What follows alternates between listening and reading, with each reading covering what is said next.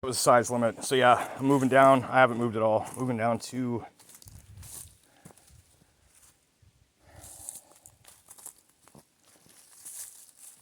the bottom patch, and I guess, oh, there's a patch over here. Cool.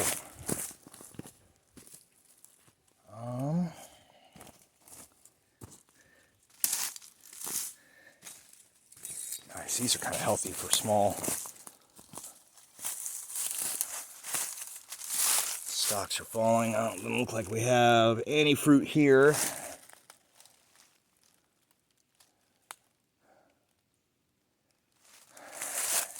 Moving this way. Honesty plants growing down here.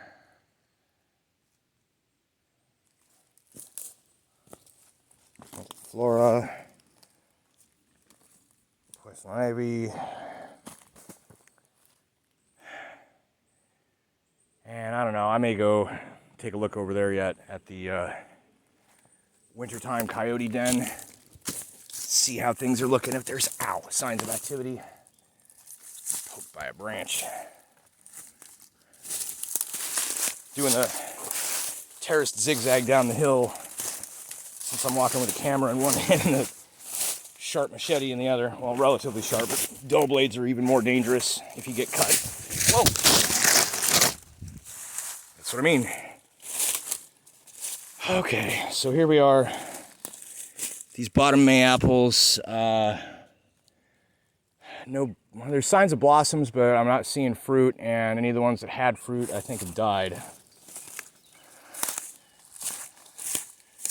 From the look of it, that's sad. All right, well, I've got 6 to look out for. That's good. And those 6 seem very healthy.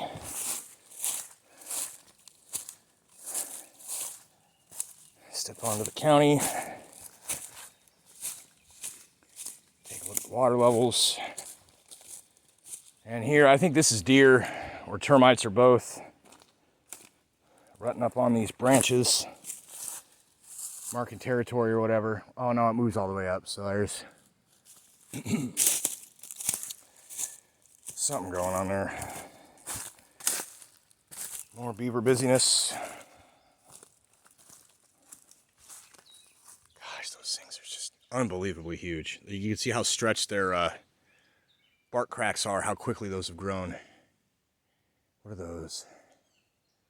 I don't know if those are sycamores or oaks, but yeah, there's a lot of really big, really healthy wood here. Beavers are still active. That's fairly recent. Tree is actually still alive. The point is, you are alive when they start to eat you. You can see they're taking all the bottom off of that. That's an oak. And that one's gonna end up dying and falling, I'm sure. Oh yeah, water's down even more than it was before. Noish. Let's see if anything ever happened to that raccoon. So here we've got some pretty deep prints that I think are from hooves. Lots of hoof prints.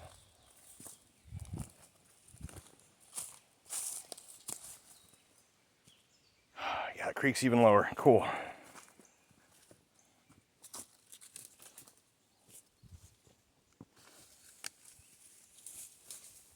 So we got here some tiny deer hooves.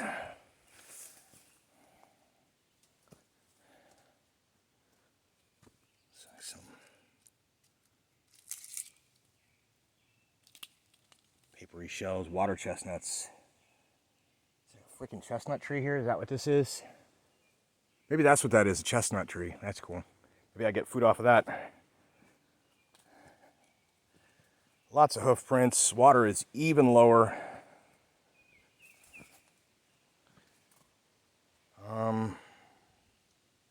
Little, I think that's four little deer hooves all together, like boop, stopping.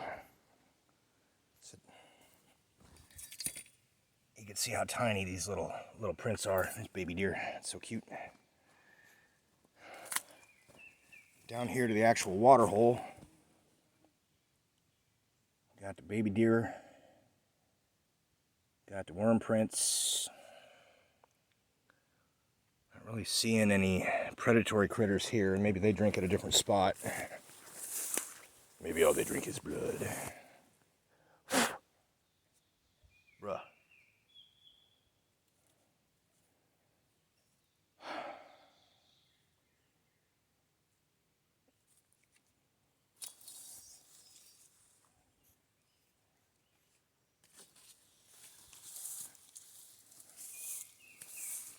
Lots and lots of deer down here. Oh, no, there's some kind of a... It could be raccoon or... I don't know, I can't really tell. I'm going to see if our deceased raccoon buddy is still here, or if that's been washed out or moved. We haven't really had a hard rain since the last time I was down here, and it's just gone a little bit lower.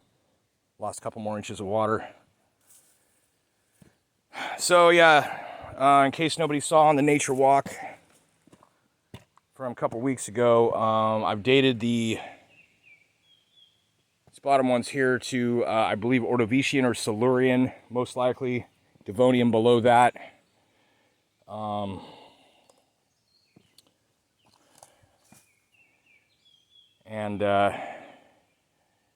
Yeah, basically the beginning of life on Earth is somewhere around there as far as the strata go. Oh, and this thing just fell. Interesting. Let's see what all we can find here.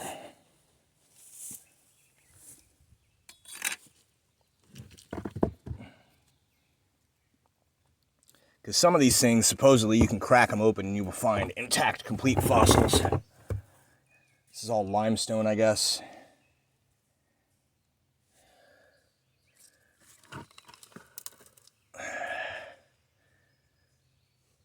Tons of crinoids. Here's something more substantive, as you can see here.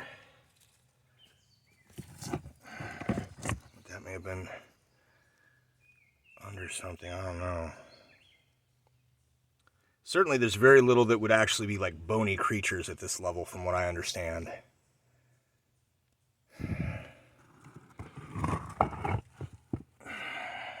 Maybe coral, but... Centipede of some sort. Oh, there's a big old fat chunk of crinoid right there.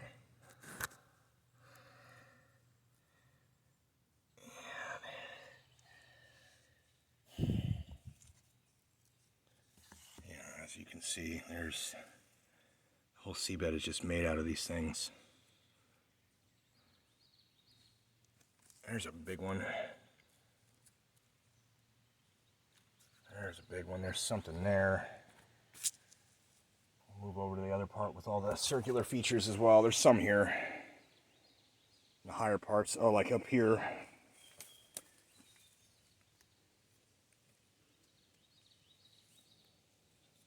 And there's some of these things, they described the fossils as these unknown, they look like sacks of mud, but the sacks are somehow preserved.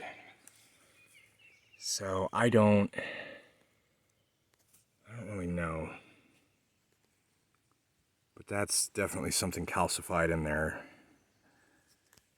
But it's real hard to tell without breaking it open. I'm not trying to disturb these because I'm honestly not in a position to do any serious archaeology here or paleontology.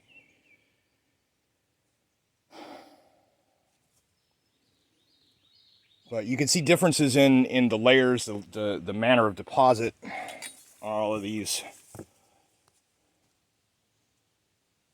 Some of them were apparently very rapid, many short layers. Some of them are just a big clump. And like I said, somewhere around here there is going to be evidence of a Cretaceous boundary or something. There might be a black stripe of iridium embedded in the strata, but I'm not really seeing it yet. Oh, wow.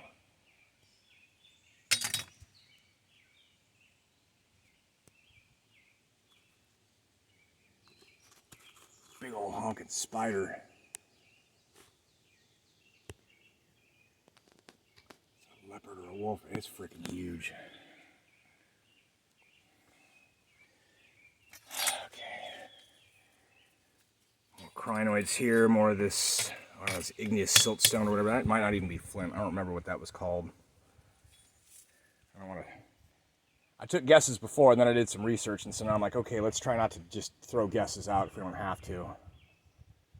But some of these chunks I could take up, crack them open with a chisel, and a hammer and probably find some intact solid fossils, especially these guys here. So this is what happens. It erodes. Bits fall off. There's more underneath. The farther you go up the hill, the more there is. Some of these ones down here might be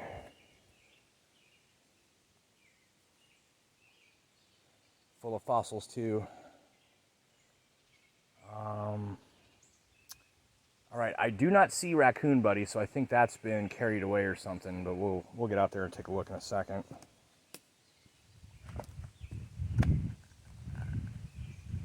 Some washed up flint gravel.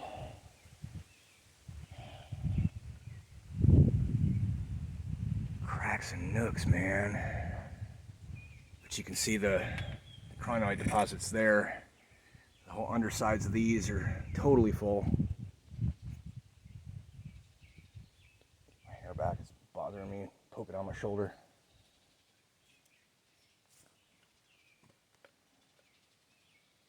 I would love to find an intact like fan worm, or I thought before might be around here somewhere, like a trilobite or something.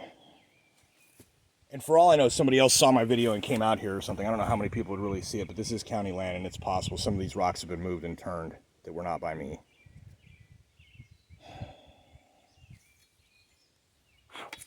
Freaking bugs, man.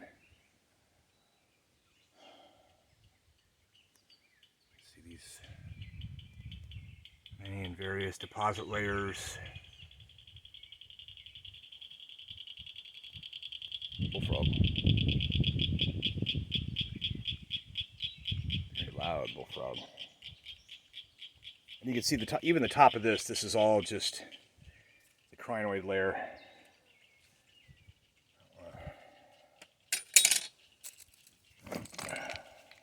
Once again, I am. Oh, there's an animal nest under there. Shit. Oops. I didn't mean to disturb that. No, I'm trying to put it back. Damn, too pissed. That's the other thing. You gotta be careful. There's critters nesting up in all this. But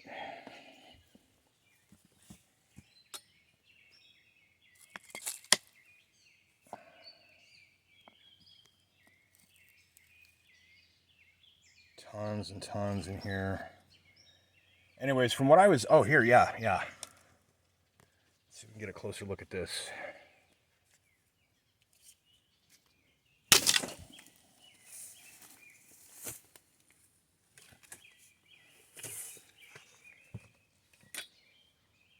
Sorry guys, I said I wasn't going to do this. Okay, so they say that these are clamshell-like, but they're actually part of, you can see the plant veining, that they have a clam-like mouth. Yeah, these are some kind of a bivalve or something that have fallen open, that these would have been at the ends of the stalk, so you can kind of see that there would have been fronds coming out, and then you can kind of see there's a little bit of stockage going down from, but not really. But that is what those seem to be. Those are all various kinds of crinoids. Some of these quite large. You can see many of them here. And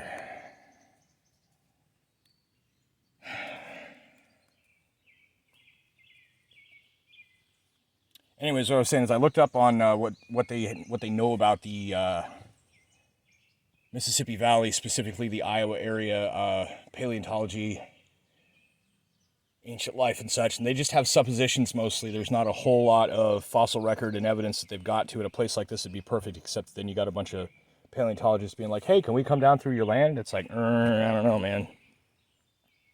All of those are crinoid deposits.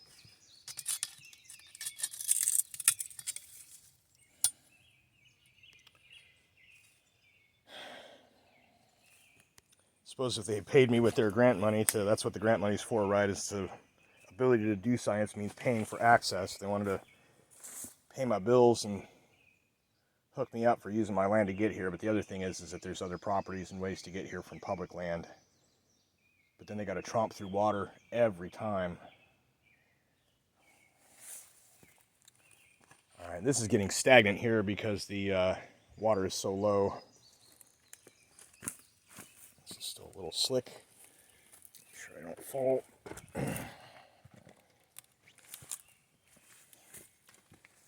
Crinoids. Yeah, you can see these are like the fronds, I believe. So yeah, there's a lot of really, really cool fossils down here. Mostly of crinoid nature, however, we may get lucky and see some other types of things. And this is definitely eroding. And so looking over here.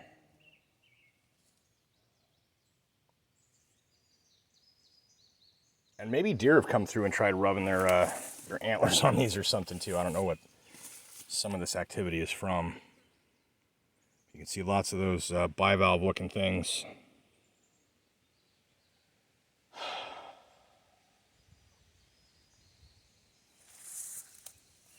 I was looking out of. See, look at the size of this deposit. Just, that's a solid piece that goes under. Just this gargantuan siltstone. And see, we got these guys here, whatever this stuff is.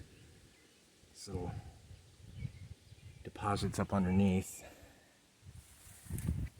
Oh, an exceptionally large crinoid right there. Vertical still, that's kind of cool. Oh, there's moss and lichens under here. They eat away at the limestone, but they also eat away at the fossils.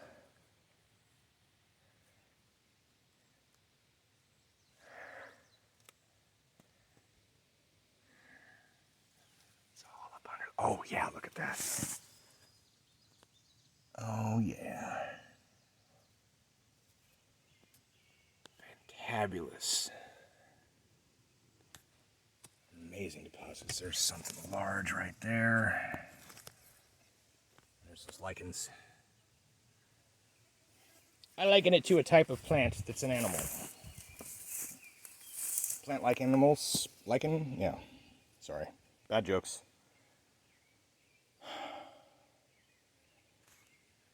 And yeah, you can see it all the way up to there.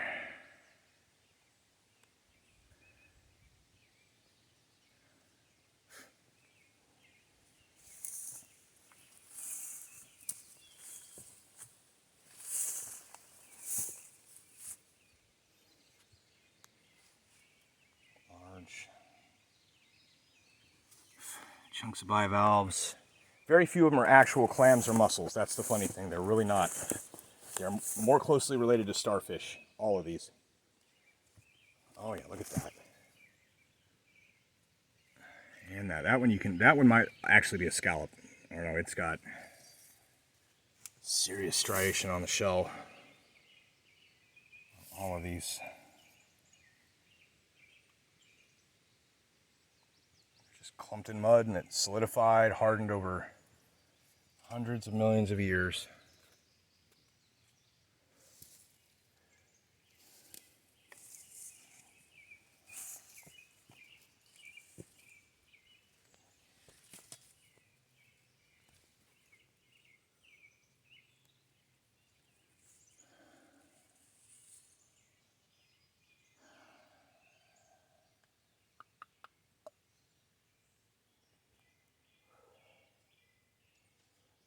Oh yeah, this whole shelf fell down. This is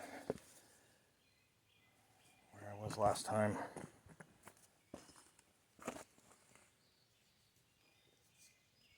Oh yeah, because this guy completely fell. You can see that this, I think this might actually be a trilobite. It's not really ribs, but this would be more like either the triangle-headed thing or the ones that look like kind of a giant centipede. There's more large deposits of similar material before we get to whatever this agate or whatever it is. That stuff, I believe, underneath, you got siltstone and igneous on top, so that might be like a Yellowstone supervolcano or something else similar long ago. And again, I'm not trying to speculate too hard. But there's so much going on here. I believe these are all fossils.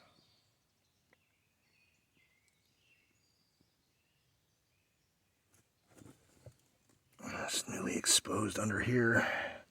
Oh yeah, there's even crinoids right there.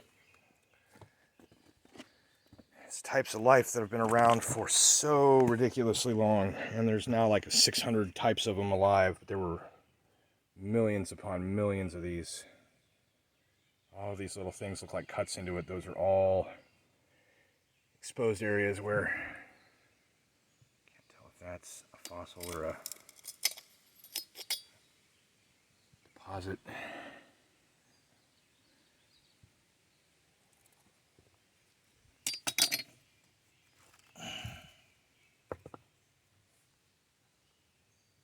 It's almost like coral in some places.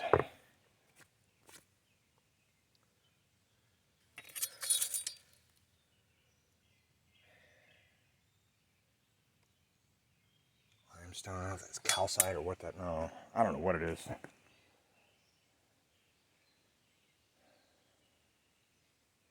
actually farther along the bluff than I was the last time.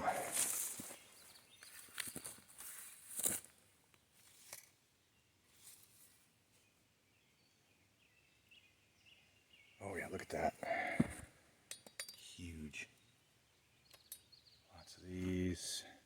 See, like I said, you could dig into some of these and find either full intact crinoids at some point that have been pressed. You might find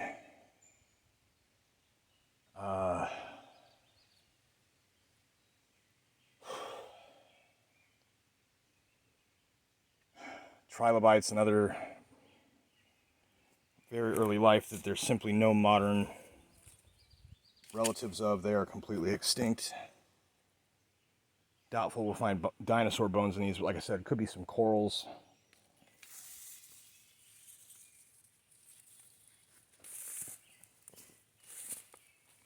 Some mud over here.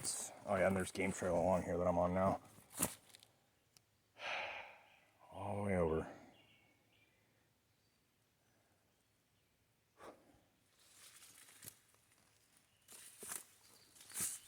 Oh yeah, there's some imprints.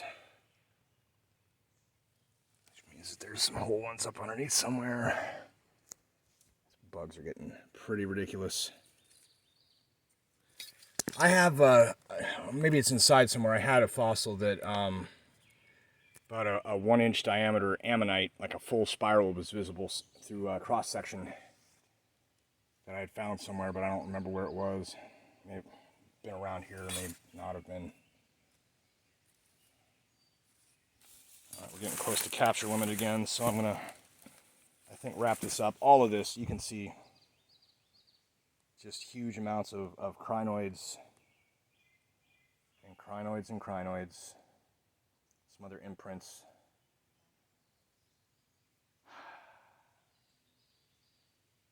Don't really see people prints over on the bank, so.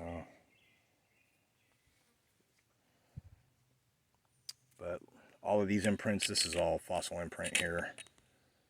Some of it might be erosion, but a lot of it's imprints.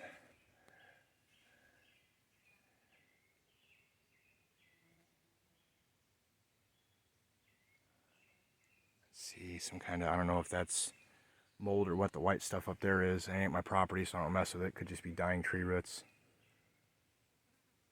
And it just goes on. This entire landscape is made out of this stuff underneath. And here we can see some really fascinating imprints of some sort. I have no idea. That could be erosion.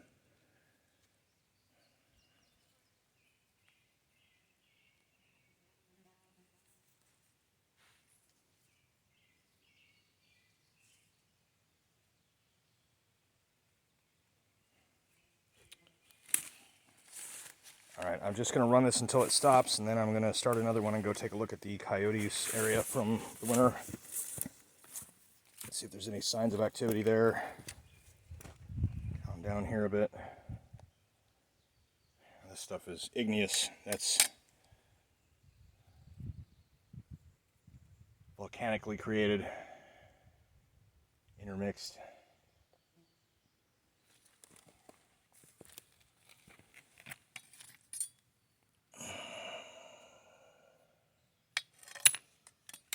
We have known on some of them.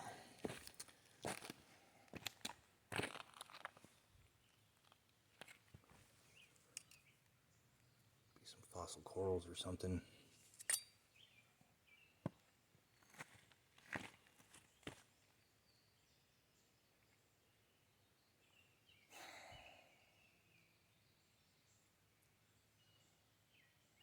Like I said, some of these places, if I'm the one that's turning over these rocks from where they've fallen and looking underneath, I'm the first person in almost 500 million years to view these surfaces of rocks, to view these remains. And back then it wouldn't have been a person. Nothing back there really had eyes. Some fish.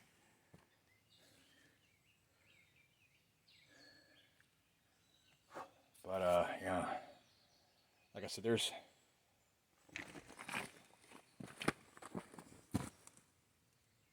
some of these might be some bony fish. It's possible these are fish skeletons, but they're most likely not. But you can see this, just chunks of this deposit in it. Groundwater seeping out of here yet.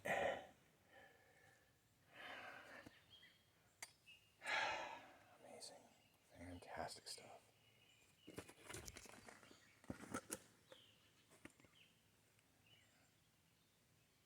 You can see something with almost a ring pattern inside this underside of the shell. Imagine being the first human to lay eyes on something that is that old, and there's no one around, and anyone you tell doesn't so much care. I do not understand.